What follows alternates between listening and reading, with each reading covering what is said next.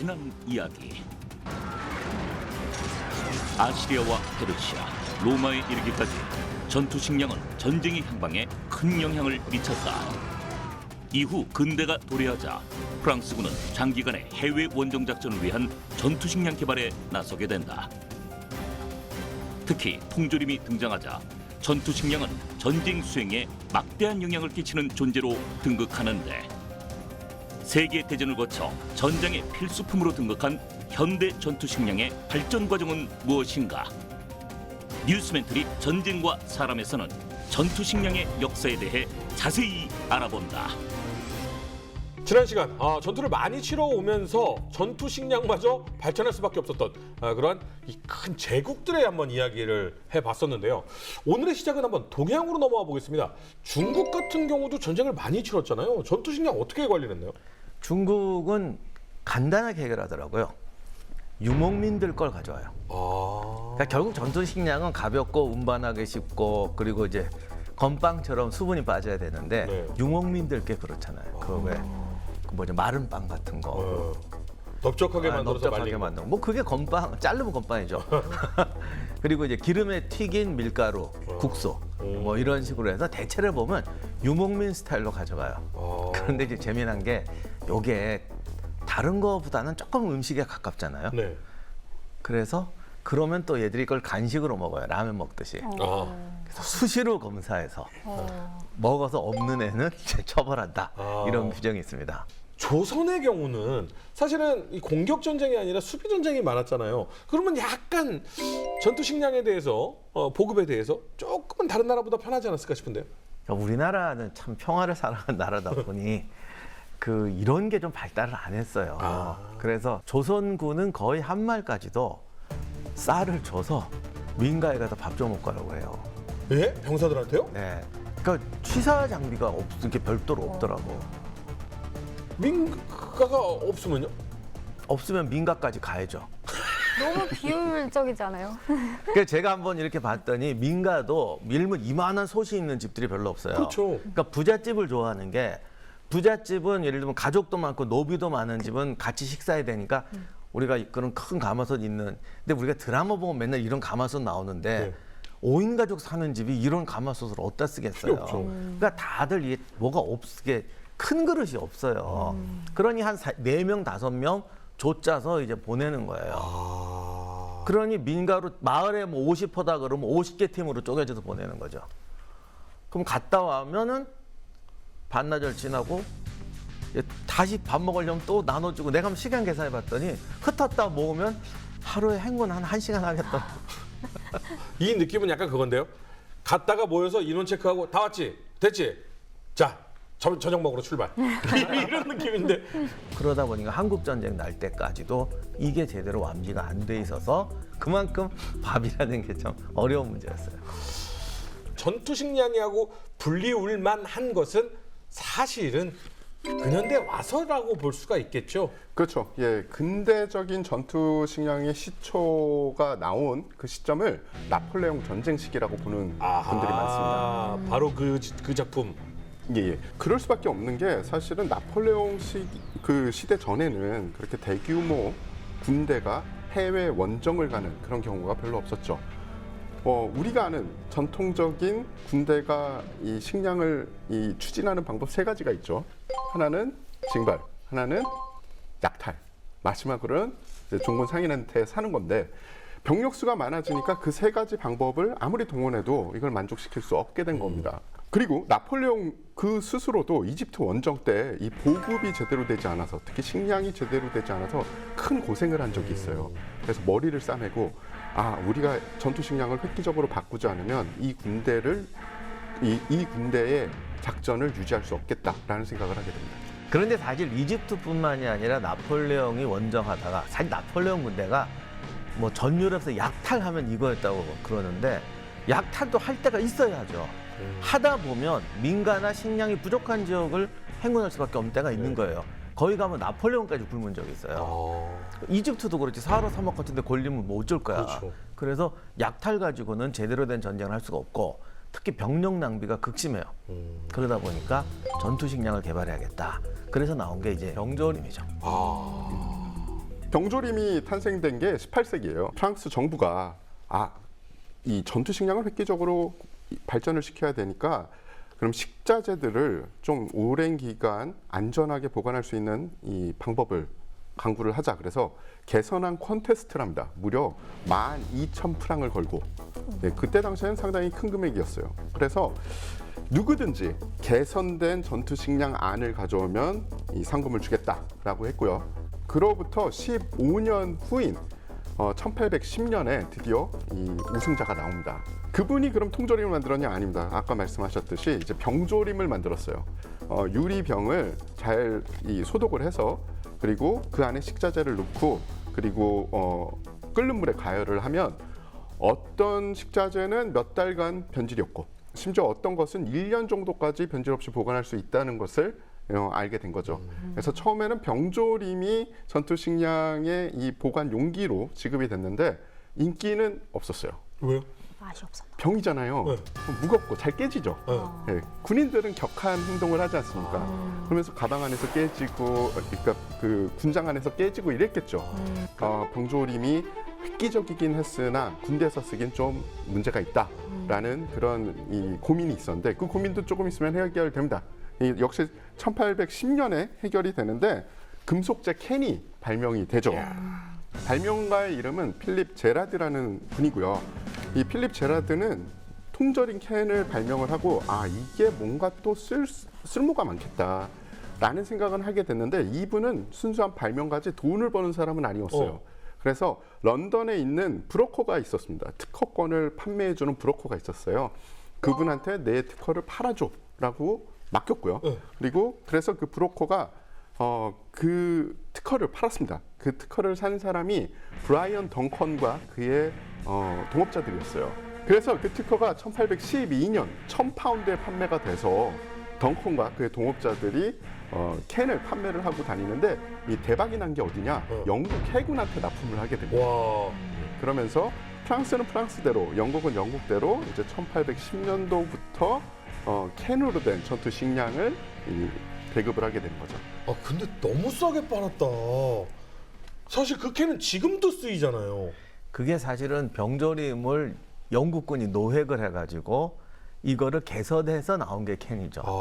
그러니까 아이디어는 프랑스가 내고 써먹기는 영국군이 잘 써먹고. 이게 결국은 1차 대전을 겪으면서 세계 대전을 겪으면서 각 나라가 약간 전투 식량이라는 건 이런 것, 보급이라는 건 이런 것, 이게 좀 평준화가 됐겠네요. 그렇죠. 전투 식량하고 군대에 있어서 사실은 미군은 후발주자인데요. 전쟁을 하도 많이 하다 보니까 이제 그것을 체계화시키고 현대화하는 데는 미군이 크게 일조를 했습니다. 처음에 미군이 전투 식량을 본격적으로 쓴 거는 남북 전쟁 때 시작을 했어요. 근데 양이 많지 않았습니다. 그래도 이제 1878년에 미군에 처음에 지급된 전투 식량이 트래블 레이션이었어요. 즉 전투에 적합한 식량이라기보다는 군인이 전투를 가잖아요. 근데 미국이 나라가 또 우중 넓습니까? 뭐 쉽게 얘기해서 차를 타고 가도 뭐 36시간 이렇게 가야 되는데 말을 타고 산을 넘어서 인디안 피해서 가야 될 정도면 이 사람들이 여행하면서 뭔가 식량을 먹어야겠죠. 그래서 그런 사람들을 위해서 그런 군인들을 위해서 보급된 게 미군 최초의 전투 식량이라고 보면 되고요. 그 뒤에 미군에 정말 제대로 된 전투 식량이 들어간 거는 1차 세계대전이 시작이죠. 1차 세계대전 때는 전투 식량이 세 가지로 나뉘었습니다. 아이언 레이션, 철분 식량, 그리고 트렌치 레이션, 참호 식량, 리저브 레이션, 예비 식량 이렇게 세 가지로 나뉘었어요. 자, 1차 세계대전 때 그렇게 시작을 하고 2차 세계대전이 들어서서 이제 현대의 전투 식량 체계가 잡혀요. 그래서 레이션을 A, B, C, D, K 이런 식으로 나눠지게 됩니다. A는 뭐냐? 우리가 흔히 이 원자재라고 볼 수 있는 거죠. 갈비, 뭐 갈비짝, 뭐 생선. 즉 냉장고나 냉동고가 없으면 상하는. 그래서 A 레이션은 주로 주둔지에서 먹는 거예요. 경영식이라고 보실 수 있고 B 레이션은 우리가 알 수 있는 통조림 음식이에요. 다 조리가 돼서 통조림 안에 들어있어요.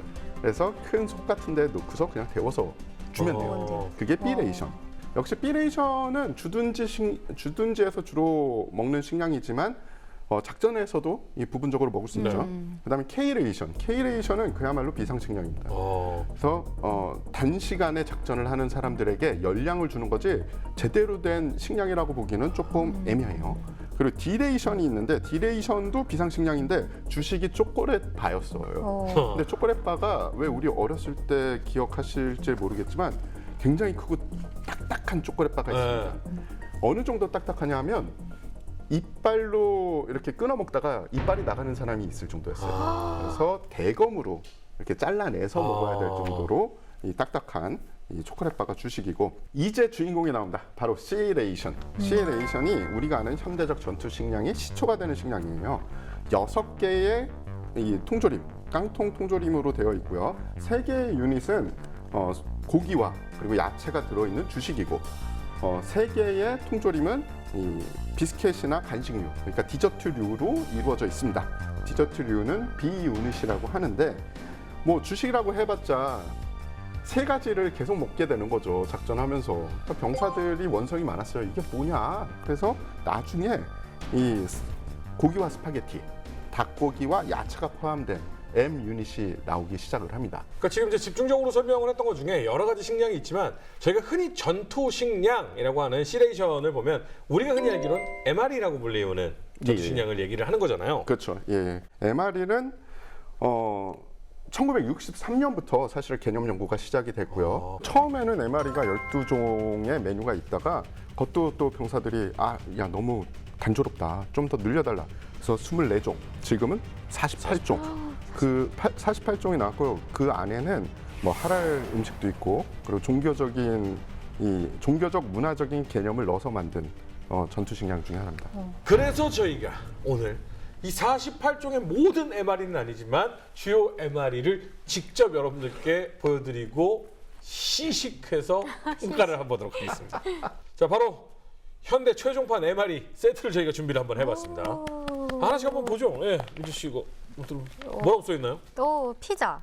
앞에를 보여줘야 시청자 여러분들이 피자. 제가 일단 읽는다고요? 네, 피자인 것 같아요. 이거 뜯어볼게요. 내 원래 버킷리스트가 이거 MRE 종류대로 다 먹어보는 아니 건데 진짜 쓰는 게. 이게 예, 이게 그래서- 이게 안 되네요. 네, 세상 기자님. 이게 앞으로. 칼로리가 지금 거의 1000칼로리 넘는다고요? 천 훨씬 넘지 않아? 그리고 이 포장이 일반적으로 쉽게 뜯어지지 않는 이유가 이게 100피트에서 자유낙하를 시켜도 문제 없게 만들어진 포장이에요. 혹시라도 정말로 위험한 상황이 발생했을 때 우리 아군에게 투여를 할 수 있도록 그렇죠. 제공이 되는 그래서 거예요. 낙하산에 달아서 만약에 낙하를 시키면은 1200피트에서도 낙하를 할 수 있고 자유낙하도 100피트 정도에서는 전혀 문제가 없습니다. 이 도구가 필요합니다. 바로 이런 주머니 칼. 군인들은 칼들 다 가지고 다니잖아요. 그래서 오. 이렇게 해서 되게 궁금하네요. 그러니까 대검은 통조림 딸 때 쓴다는 용도라는 게 말이 맞네. 짜잔. 오. 저 구성품 하나씩 한번 보겠습니다. 요게 비스킷이고요. 네. 휴지, 성냥, 그리고 뭐 설탕과 커피와 이 껌, 그다음에 가장 메인이 되는 페퍼로니 피자. 저희가 이걸 뭐 일일이 다 먹어볼 수는 없으니까요. 간단하게 메인인 페퍼로니 피자에 치즈 스프레드 뭐 요거를 한번 이렇게 개봉을 하면 보여드릴게요. 그럴싸합니다. 그럴싸해요. 아 근데 이걸 한 끼로 먹는다는 건 진짜 되게 피자 별로- 한 조각 같아요. 이게 미국의 피자 가게를 가면은요 이런 식으로 바둑판 형태로 잘라서 주는 가게도 많습니다. 있어요. 이렇게 먹는 거 일반 맞아요? 시민이 맛봤을 때 과연 전투식량은 어떤 맛일까?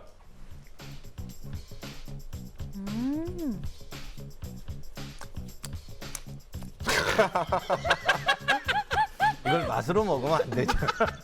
생존을 위해서 먹어야지. 어떤데요, 어떤데요?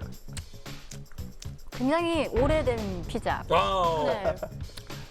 이거 지금 이제 한국 전투식량이 되겠습니다. 보면 이거는 볶음밥. 식량 즉각 취식형 전투용 1식단이라고 되어 있고요. 식단은 쇠고기 볶음밥, 파운드 케이크, 볶음 김치, 양념 소세지, 미트로프, 초코볼. 오 초코볼까지. 다양하죠. 정말. 지금 현재 한국군 전투 식량의 종류들을 간단히 말씀드리면 건빵이 있고요. 끓는 물에 데워 먹는 일형이 있고요. 물에 불려 먹는 동결 건조식 E형이 있습니다. 자꾸 침이 나네요. 예. 그리고 발열팩이 포함된 즉각 취식형 3형. 그러니까 지금 이거죠. 우리가 보고 있는.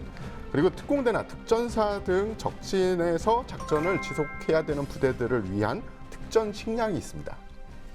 일단 뭐 방송 끝났으니까 미철 씨가 진짜 일반인 입맛에서 네. 어떤지 그냥 먹어요? 소개 없이? 푹 떠봐 뭐. 오, 진짜 뜨겁다.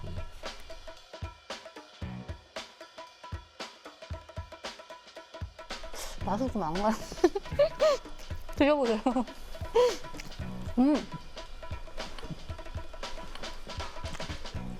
근데 맛있어. 괜찮아요. 낫배드. 진짜 뜨거워요. 그냥 나쁘지. 뜨끈하게 집에서 볶음밥 먹는 것 같은데? 오늘 정말 뜻깊은 방송이 아니었나.